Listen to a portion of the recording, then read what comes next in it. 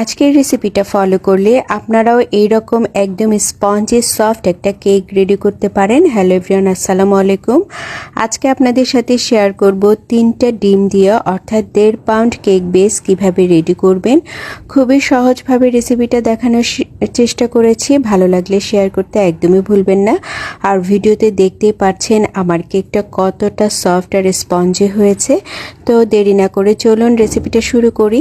রেসিপির শুরুতে আমাদের লাগছে ময়দা 1.25 কাপ, অর্থাৎ 1/4 কাপ দিয়ে 3 বার দিলে 1.25 কাপ হয়ে যায়। এরপর কোকো পাউডার দিচ্ছি 1.5 টেবিল চামচ, বেকিং পাউডার দিচ্ছি 1 চা চামচ, লবণ দিচ্ছি সামান্য। সবগুলো উপকরণ খুব ভালোভাবে চেলে মিশিয়ে নিব আর একটু ঢাকা দিয়ে রাখার চেষ্টা করব। আর এখানে আমি তীর ব্র্যান্ডের ময়দাটা ইউজ করেছি। এরপর আমরা ডিম নিয়ে নিচ্ছি 3টা আর চিনি নিয়ে নিচ্ছি 1.25 কাপ। তো ডিম এবং চিনি খুব ভালোভাবে বিট করে নিব যতক্ষণ না চিনিটা খুব ভালোভাবে মিশে যাচ্ছে। আর ভালো করে ফোম করতে করতে যখন দেখবেন যে ডিমটা সাদা হয়ে আসছে, তখনই বুঝবেন যে ডিমের ফোমটা হয়ে গেছে। আর এরই মাঝে একবার চেক করে নেবেন ডিমের সাথে চিনিটা ভালোভাবে মিশেছে কিনা। যদি কোনো ডিমের ফোমে চিনি থেকে যায় তাহলে কিন্তু কেকের উপর ভেজা ভেজা থাকে। আর এর মধ্যে আমি মিশিয়ে নিচ্ছি 1 চা চামচের মতো চকলেট ইমালশন আর তেল দিচ্ছি 1/4 কাপ। তো এগুলো দিয়ে বেশিক্ষণ বিট করব না, 10 থেকে 20 সেকেন্ডের মতো বিট করে নিব। এবার শুকনো উপকরণগুলো মিশিয়ে নিচ্ছি 2-3টা ধাপে। শুকনো উপকরণগুলো দিয়ে খুব আলতো হাতে মেশাতে হবে এবং এক পাশ থেকে ঘুরিয়ে ঘুরিয়ে মেশাতে হবে। এবড়োথেবড়োভাবে মেশানো যাবে না, তাহলে কিন্তু ডিমের ফোমটা বসে যেতে পারে। আর শুকনো উপকরণগুলো 2 থেকে 3টা ধাপে মেশানোর চেষ্টা করবেন, এর ফলে ব্যাটারটা একদমই পারফেক্ট হবে।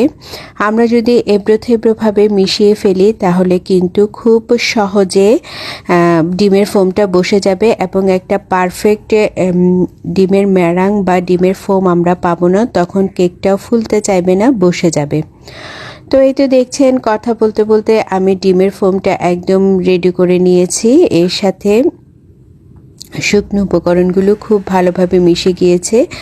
আর কখন বুঝবেন যে শুকনো উপকরণগুলো একদম পারফেক্টভাবে মিশেছে, আপনারা যদি উপর থেকে ধরে ব্যাটারটা ফেলেন দেখবেন যে ভাঁজ ভাঁজ হয়ে পড়ছে, তার মানে আপনার মেরাংটা একদম পারফেক্ট রেডি। এরপর আসেন টুইস্ট, যেটার মাধ্যমে খুবই সফট হবে কেকটা। এখানে আমি 1/2 চা চামচ বেকিং সোডা নিয়েছি এবং এর সাথে 1 চা চামচ ভিনেগার দিয়ে ভেলভেটি টেক্সচার আনার জন্য এই কাজটা করলাম। এর ফলে কিন্তু কেকটা একদম সফট এবং পারফেক্ট হবে।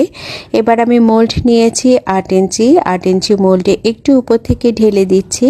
আজকের কেকটা আমি চুলায় বেক করেছি। চুলায় আমি আগে হাঁড়িটা বসিয়ে দিয়েছি প্রিহিট হওয়ার জন্য, আর এরপর আমি কেকটা বসিয়ে দিয়েছি।